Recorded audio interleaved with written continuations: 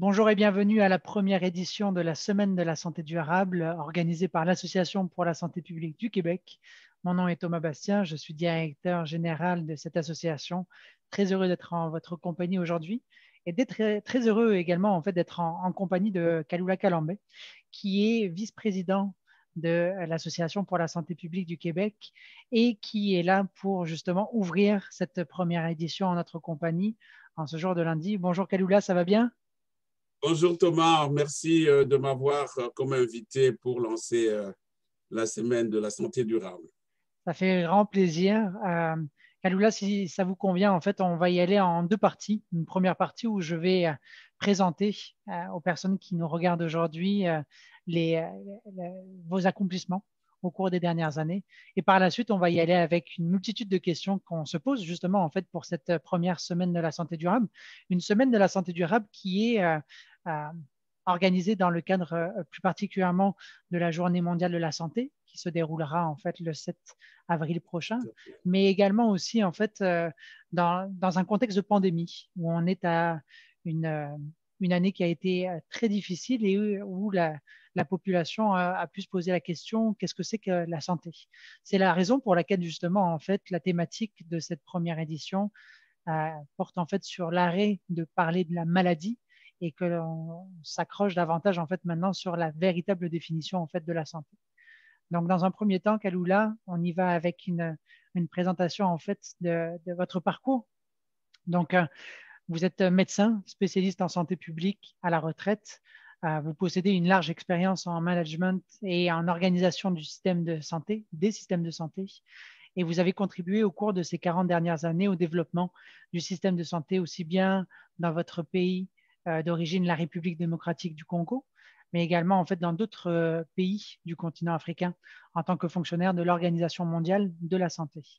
Vous êtes actuellement vice-président de l'Association pour la santé publique du Québec et vous participez également à la promotion culturelle dans la région de l'Outaouais, notamment en fait à travers l'Association des auteurs et auteurs de l'Outaouais, de l'Association des auteurs et auteurs de l'Ontario français, mais également aussi du Salon du livre de l'Outaouais, dont vous êtes devenu le président en 2020-2021. Est-ce que c'est bien ça? C'est bien ça, merci. Superbe. Donc, sans plus attendre, Kalula, on va y aller avec une question qui peut paraître extrêmement simple dans dans sa, dans son énoncé, mais qui au final est particulièrement compliquée. Pour vous, c'est quoi la santé? Merci pour la question. Je vais juste m'appuyer sur la définition classique de l'OMS, hein, qui nous dit que la santé, c'est un état de bien-être physique, mental et social, et non l'absence de maladie. Donc, et pour étayer cette définition, l'OMS se base sur ce qu'il appelle les déterminants sociaux de la santé. Et c'est regarder tout ce qui touche donc au bien-être de l'individu, à savoir les revenus et les statuts sociaux, l'emploi et les conditions de travail, l'éducation et la littératie, les expériences vécues pendant l'enfance, parce que vous savez, l'enfance, ça peut être tellement traumatisante qu'après, l'individu porte cette charge tout au long de sa vie et devient un inadapté dans la société. L'environnement physique lui-même, nous sommes en train de parler également de la santé environnementale, on parle du bruit, on parle de la sécurité routière et tout cet ensemble d'éléments-là. Le soutien social et la capacité d'adaptation, l'accompagnement et on le voit maintenant d'ailleurs avec le cas de la pandémie, tout ce qui implique l'accompagnement des aînés, l'accompagnement des élèves pour l'ouverture des écoles. Tous ces éléments-là font partie donc des déterminants sociaux de la santé et les comportements sains des individus. Et là, la SPQ est très bien lancée sur ce deuxième volet avec tout ce que nous faisons comme promotion contre la malbouffe et l'alcoolisme, etc. Donc, voilà un peu ramasser ce que je pourrais dire la définition de la santé. En fait, c'est tout cet environnement dans lequel nous vivons au Et journalier. donc, dans cette définition-là, en fait, qui est une définition davantage de l'OMS, est-ce que c'était en relation avec justement la PIN que porte Dr Arruda dernièrement et qui porte justement en fait sur les déterminants de la santé et puis la santé globale, si je ne me trompe pas, hein, c'est ça? Exactement, c'est tout ça. Donc, il faut regarder vraiment comment prendre la santé dans sa globalité et non comme une discipline à part. Et ça, c'est très, très important. Et d'ailleurs, le cas de la pandémie aujourd'hui vient de nous montrer combien la santé publique est une affaire de tout le monde. On n'a jamais autant vécu la santé publique que pendant ce moment-ci où on fait appel à tous les secteurs de la vie sociale pour maintenir la santé de la population, pour répondre à la prise en charge de la santé de la population. Euh, Au quotidien, parce que là, on est vraiment en fait dans une vision qui est très globale. Euh, Au quotidien, peut-être plus localement et même peut-être plus personnellement, comment vous, en fait, vous contribuez à la santé et au mieux-être de vos proches? Et après, comment on peut contribuer en fait justement à ce bien-être-là, mais au niveau de l'ensemble de la population québécoise? Euh, Au quotidien, on commence effectivement par parler de l'individu. Oui. Et je vais peut-être m'inspirer de l'exercice très laborieux dans lequel nous sommes pour le moment avec la pandémie. En tant qu'individu, comment on contribue à la santé de l'ensemble de la communauté en respectant les mesures barrières, par exemple. C'est-à-dire avoir cette discipline de respecter les instructions pour la protection, non seulement individuelle, non seulement de sa famille, mais de l'ensemble de la communauté.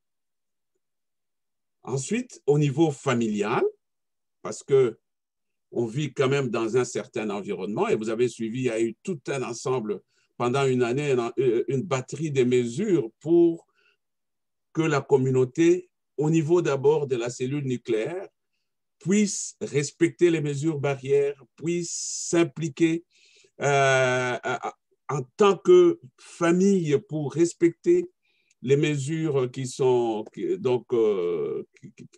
érigées par les autorités sanitaires et politiques. Et au niveau communautaire, il y a le couvre-feu qui nous permet, qui essaie de nous discipliner. Donc, vous voyez, à ces trois niveaux, vous retrouvez donc l'appel des individus à contribuer à la santé de la famille, à contribuer à la santé de la communauté, à contribuer à la santé de la nation et à contribuer à la santé planétaire. Donc, c'est de cette manière, je dirais, continue que ça se fait. Ce n'est pas tellement des étages, des caisses, mais c'est ce comportement individuel qui doit de manière fluide s'être transféré sur la famille, sur la communauté et enfin sur la nation et la planète entière. Donc, voilà un peu de manière personnelle comment je contribue et je pense que comment on devrait contribuer à répondre, à améliorer la santé, à répondre, à protéger la santé de l'ensemble de la communauté. Donc, nous sommes en plein dans un cas concret avec la COVID. C'est vrai, hein? Et en fait, c'est très intéressant parce qu'on est davantage en fait dans une situation qui est quasiment anthropologique avec une adaptation à une réalité extrême pour laquelle on est obligé de s'adapter en l'espace de quelques instants. C'est bien ça, parce que je pense que vous êtes d'accord avec moi sur le fait que des adaptations, l'humain en a vécu au cours des dernières décennies ou des dernières, des dernières centaines d'années, mais une modification aussi drastique en l'espace de si peu de temps au cours des 20 ou 30 dernières années, c'est quelque chose qui a été extrêmement rare, si je ne me trompe pas, non? Et effectivement, je crois que c'est dû aussi à cette grande ouverture, bon, c'est ce qu'on appelle le développement, c'est-à-dire cette grande ouverture sur les espaces, hein, que ce soit les forêts, l'interaction entre l'humain et les forêts maintenant est très, très est très forte. Les transports qui fait qu'il y a les déplacements des populations dans des endroits divers et avec eux, ils transportent également leur maladie, pourquoi pas, ou leurs vecteurs. Donc, ces 30 dernières années, on est effectivement en train d'observer, de vivre un changement. Nous sommes dans un virage qui fait que là, depuis une année, on est totalement embarqué à pas de charge dans la transformation de la société. Une année qu'on est totalement perdu pour faire face à cette agression de la COVID. Et vous voyez déjà toute la transformation de nos habitudes acquises.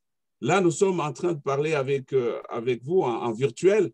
Nos réunions se tiennent désormais en virtuel. Ça fait une année qu'on ne se voit pas physiquement. Mais ces transformations-là, c'est une réponse à cette agression de la nature et l'humain est en train de s'adapter donc à cette nouvelle façon de vivre. Et tout ça va conditionner notre façon d'agir. La normalité est en train de se redéfinir avec ce que nous vivons depuis une année. Et on ne sait pas pour combien de temps encore ça va durer. Et comment on peut, parce que d'un côté, la pandémie a un aspect tragique avec les décès, les personnes qui sont hospitalisées, les personnes qui ont perdu des êtres chers. D'un autre côté, comme vous le dites, en fait, ça a dévoilé un certain nombre en fait, de problématiques qui surgissent par rapport à notre santé de manière générale et puis aussi notre perception en fait, de la santé de soi-même et la santé des autres, cette connexion-là. Comment on peut faire en sorte en fait, que ce soit une opportunité pour se rapprocher en fait, des objectifs de l'OMS en matière de santé plus particulièrement? On le voit au journalier, le débat. Pendant une année, regardez jusque l'intensité du débat social.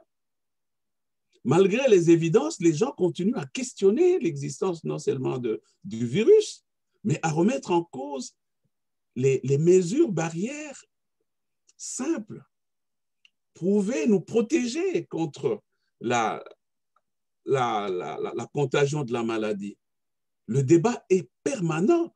Moi j'ai une admiration incroyable des leaders sanitaires aujourd'hui et politiques.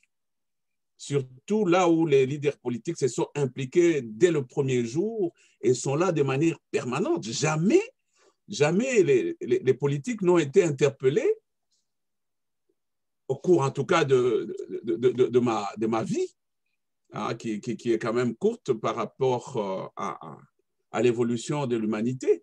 Mais jamais je n'ai vu les autorités politiques et sanitaires être interpellées aux journaliers. Ils sont en train de répondre en direct, c'est-à-dire on n'a pas le temps d'avoir le recul pour apprécier la mesure.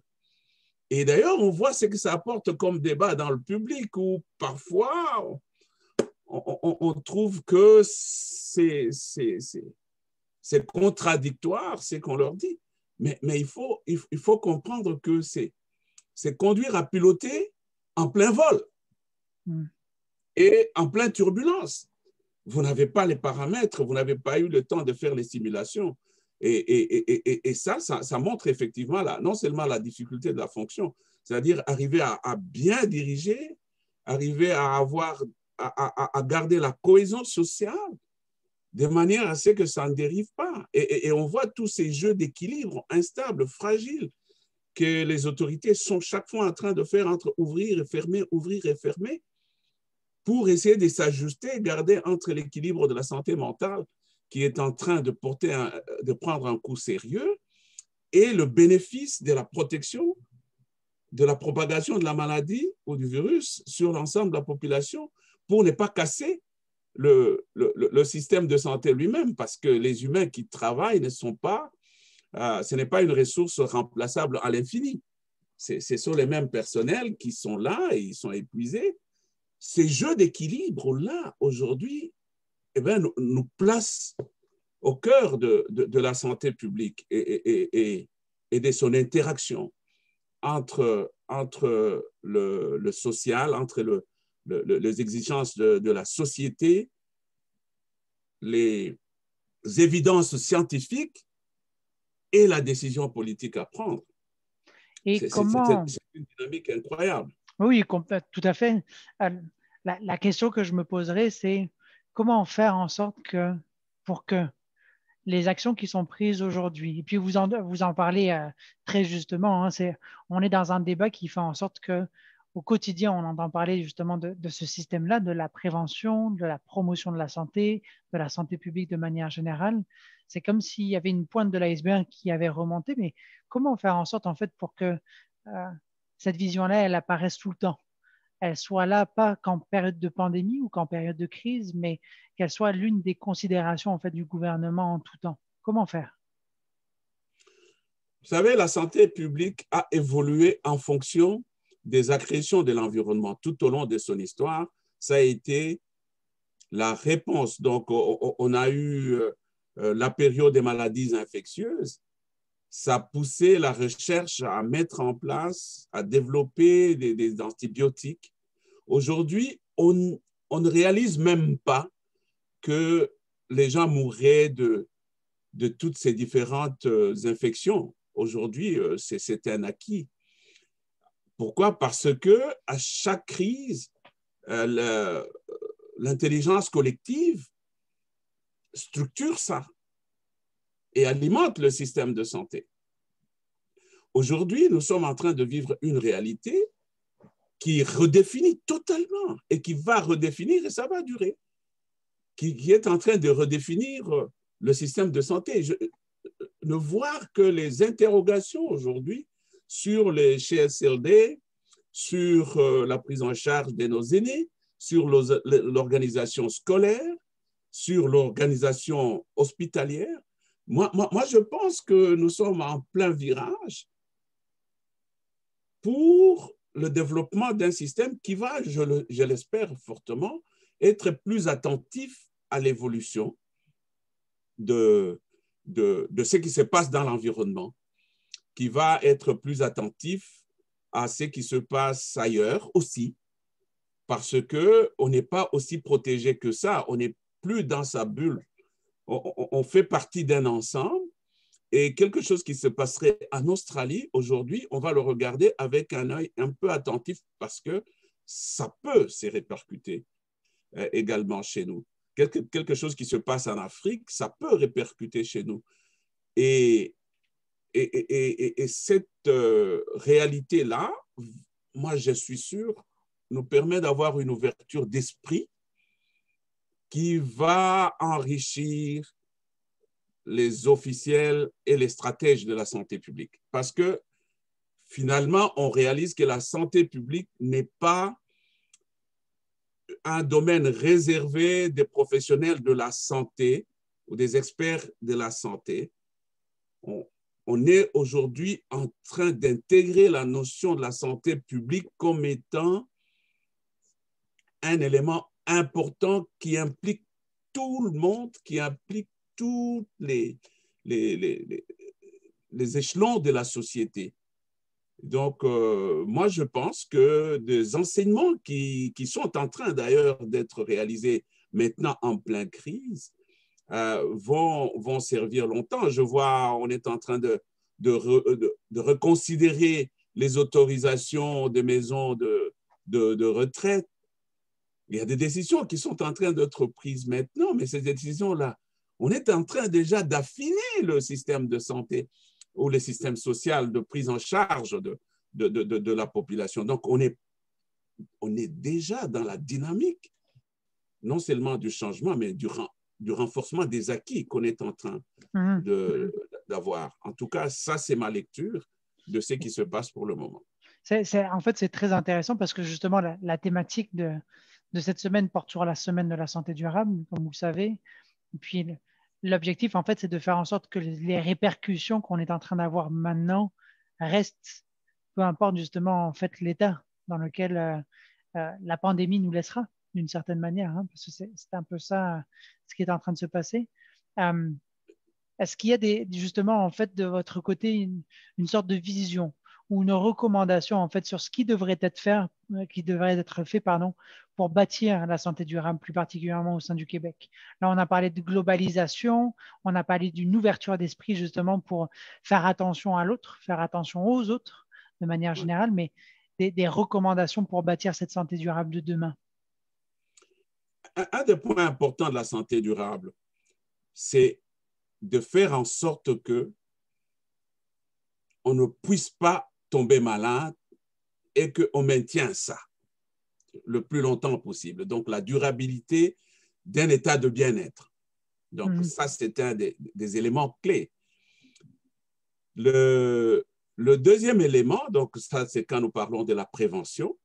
Le deuxième élément, c'est de dire que quand quelqu'un tombe malade, nous puissions quand même être en même de l'accompagner pour retrouver sa santé et de faire durer la récupération. C'est-à-dire, une fois qu'on a été malade et qu'on est guéri, il faut que cette santé retrouvée puisse durer. Donc, la durabilité aussi quand on a été guéri. Ensuite, il y a l'accompagnement. Et là, c'est tout cet ensemble de piliers que nous regardons. Et là, je vais d'ailleurs référer un peu à ce que nous avons dit, ce qui est sur notre page de l'ASPQ sur la santé durable, qui nous parle de ces différents éléments. Respirer un air de qualité.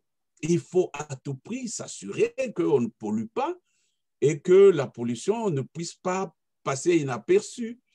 Vivre dans un logement adéquat, l'espace, le bruit, évoluer dans un environnement sécuritaire où il fait bon vivre, participer à la vie économique et en tirer un juste revenu, la lutte contre le chômage, donc des facteurs sociaux qui exigent également d'être regardés, qui doivent assurer la durabilité, parce que vous savez, quand les gens sont sans emploi, ils glissent très facilement vers certaines dérives, la drogue, l'alcoolisme, et puis l'insécurité et toute la série des inconforts.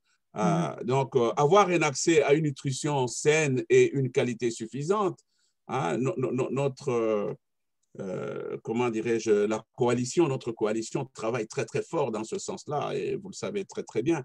Profiter d'un environnement qui favorise l'activité physique, l'ouverture de centres de sport, et on l'a vu, la demande, elle est là. Pendant la pandémie, les gens exigent, ils veulent retrouver leur espace de sport. Donc, tout ça, c'est autant d'éléments qui garantissent cette durabilité de la santé, l'accès à l'éducation et au développement continu des compétences, vivre dans la joie et les sentiments de contrôle de sa vie, vivre dans une société ouverte sans discrimination. Vous voyez tout ce mouvement qui sont en train de monter, etc., contre le racisme systémique et tous les aspects. C'est autant d'éléments de santé, c'est autant d'éléments qui doivent nous aider à garder, à préserver cette santé-là et à la garder durable. Participer aux décisions qui nous concernent, nous sommes totalement là-dedans. Vous voyez combien aujourd'hui la population a pris sa part dans la prise de décisions sur la santé. La réaction contre comment dirais-je, le confinement ou le reconfinement, le couvre-feu, la population est aux prises avec les décideurs pour participer à trouver les justes mesures dans la prise de décision. Bénéficier d'un système de soins accessible, on en a parlé, avoir accès à des soins palliatifs de qualité et pouvoir mourir dignement, l'accompagnement des aînés, c'est au centre du débat aujourd'hui.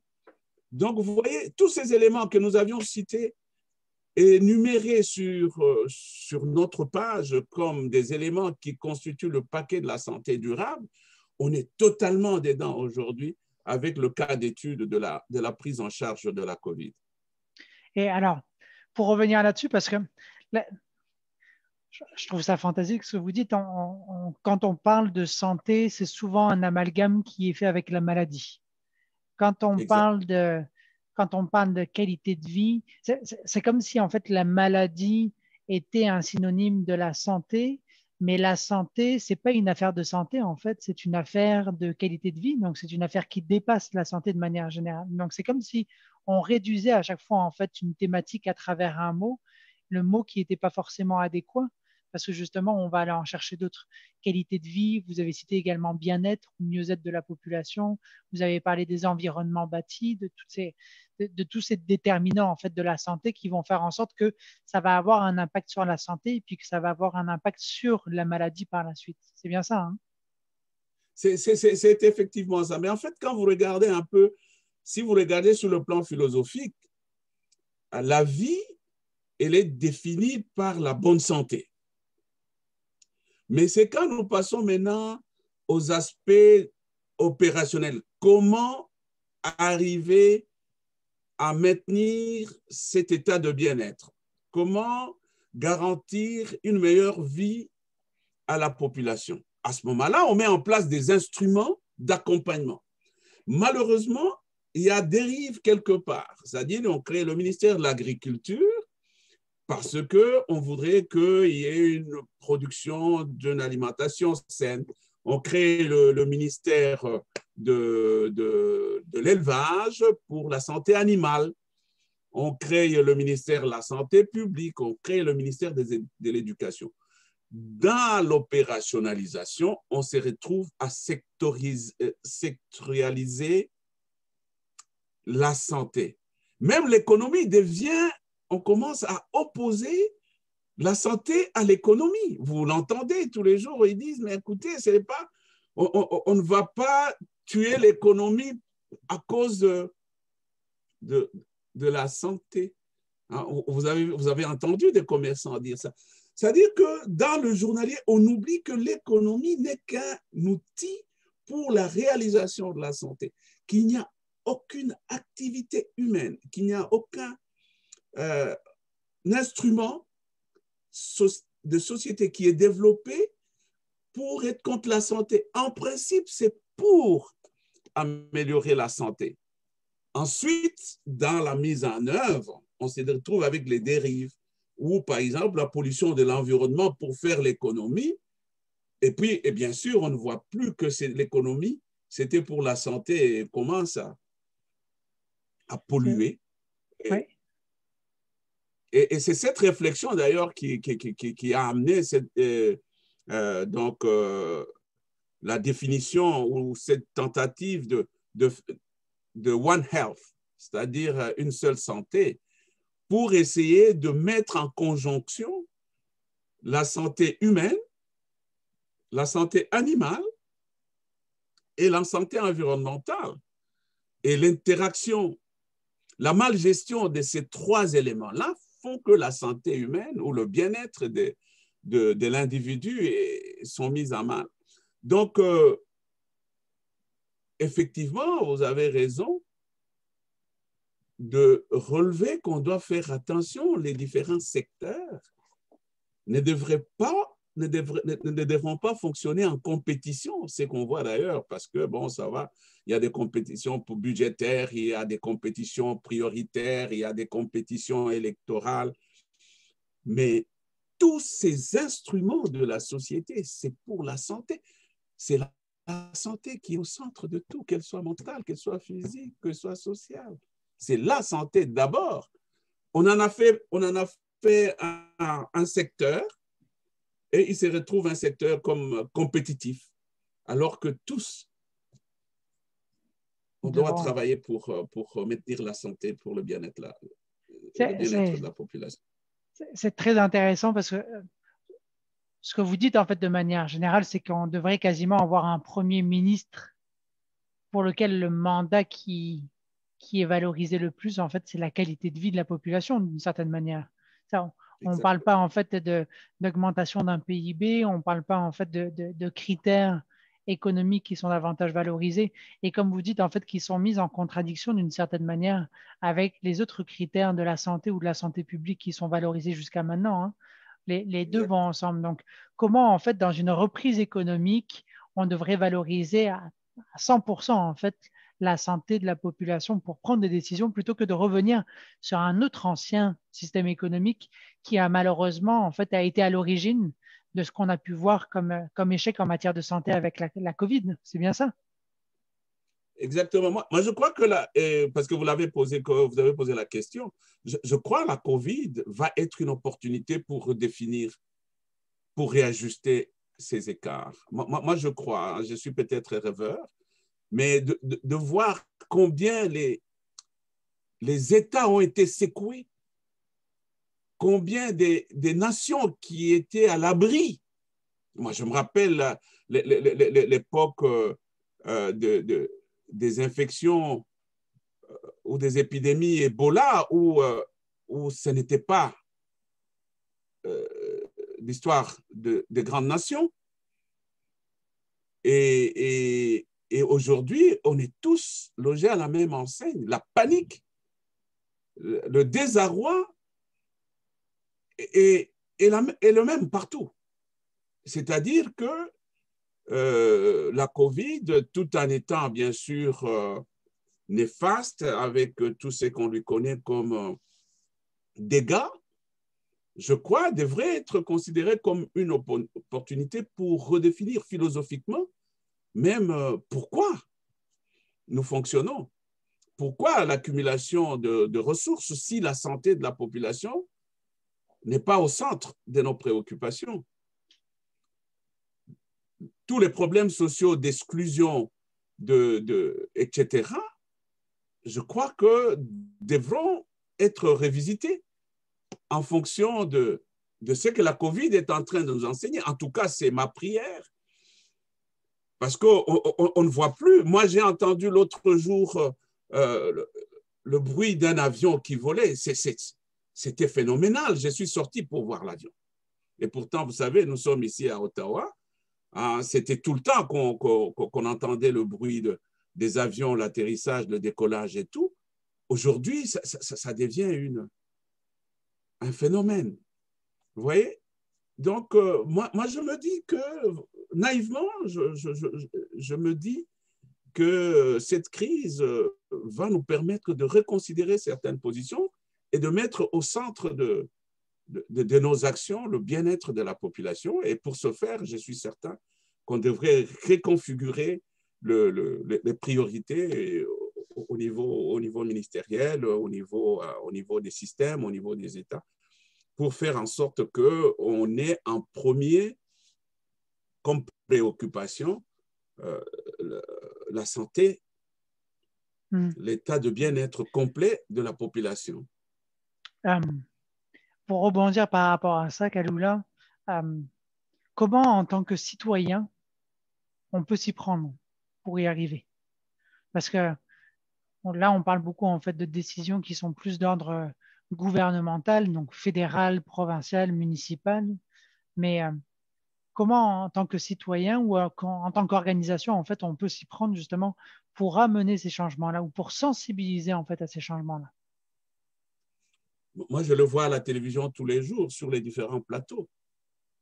Les familles sont en train de proposer la réforme. Les gens en détresse aujourd'hui sont en train de questionner l'organisation des CHSLD ou des maisons de retraite. Donc, les citoyens sont déjà dans la dynamique de la réflexion pour que ces débats soient quelque part structurés et puissent être convertis en instruments de développement, c'est-à-dire que ce soit en texte législatif ou en stratégie technique au niveau des ministères. Les citoyens aujourd'hui s'expriment, ils sont en train d'exprimer leur détresse et la détresse, elle est forte. Vous n'avez qu'à ouvrir la télévision chaque jour, le soir, vous voyez combien les gens, face à cette pandémie, sont en train d'exprimer leurs vœux de monde plus juste, de monde plus égalitaire, de monde plus qui accompagnerait autrement le citoyen. Maintenant, je crois que il y a quelque chose d'ailleurs de très important, de très intéressant ici au Québec, c'est l'implication communautaire. le bénévolat et l'implication communautaire au Canada, c'est une richesse incroyable. Je crois qu'une population sensibilisée, et on voit qu'elle est sensibilisée maintenant, je suis certain qu'à travers plusieurs mécanismes communautaires, ensuite législatifs, les gens vont s'exprimer. Et je suis certain que nos dirigeants qui sont des citoyens sensibles vont tenir compte de ces requêtes, vont tenir compte de ces détresses pour, avec les technocrates et les scientifiques, définir un système qui répondrait aux besoins de la population. Parfait. Donc, je suis sûr qu'on est totalement dans la réflexion, on est dans la dynamique. Donc là, la révolution est en marche, d'une certaine manière.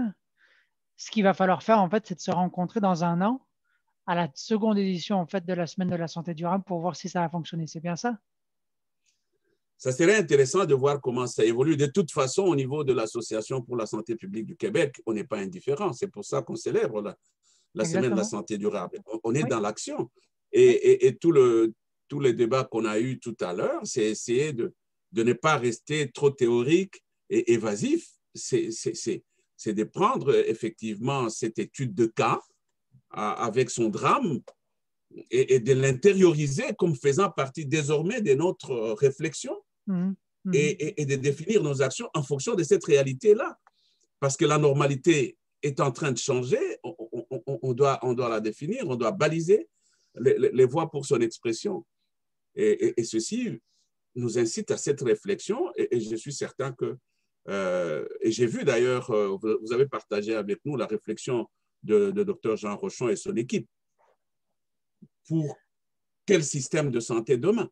Donc, moi, je suis sûr que cette réflexion, non seulement au niveau communautaire et des gens engagés, parce qu'on la voit chaque jour à la télévision, mais également au niveau des experts, ils sont en train déjà de baliser les voies pour convertir cette réflexion en instrument d'accompagnement du développement sanitaire et du développement de manière générale. Super. Et au niveau politique, je suis sûr qu'ils font également la même chose. Ben oui, complètement. Kaloula, je ne veux pas vous garder plus de temps que ça. De toute manière, on s'était dit que c'était une conversation, une première conversation, une ouverture aussi par rapport à cette semaine de la santé durable qui va avoir plusieurs rebondissements. Vous allez voir avec plusieurs prix aussi qui vont être tirés, des prix de contribution, de participation. On va vous inviter en fait à venir nous rejoindre sur les réseaux sociaux et avec une multitude d'experts et d'expertes du Québec en matière justement de santé durable, d'environnement, de qualité de vie, de saines habitudes de vie de manière générale, tout au long de cette semaine. Mais Kaloula, ça nous fait vraiment plaisir d'être avec vous aujourd'hui pour ce lancement assez exceptionnel en période de pandémie. On espère en fait qu'on va avoir de belles surprises au cours des prochaines semaines ou des prochains mois et que quand on se reverra l'année prochaine pour la deuxième édition, on aura justement changé de thématique pour être vraiment dans la santé durable. Est-ce que ça vous convient? Merci beaucoup Thomas, merci pour cet honneur de m'avoir donné la chance de non seulement de partager mes rêves, ma vision de choses, mais aussi d'être le premier à lancer donc, cette semaine de la célébration de la santé durable. Je voudrais en profiter pour transmettre à toute ton équipe nos appréciations. Vous travaillez très, très fort, malgré le télétravail, malgré le fait que vous ne vous voyez pas, les résultats sont là. On voit que toute l'équipe est mobilisée, s'implique, ne lâche pas. Je voudrais vraiment en profiter pour leur transmettre mes appréciations et que nous sommes de cœur avec vous au niveau du conseil d'administration. Super. Merci beaucoup, Kaloula. Et à très bientôt alors, j'espère, pour de belles aventures cette semaine. Merci. Merci. Bonne journée et bonne fête. Bonne journée.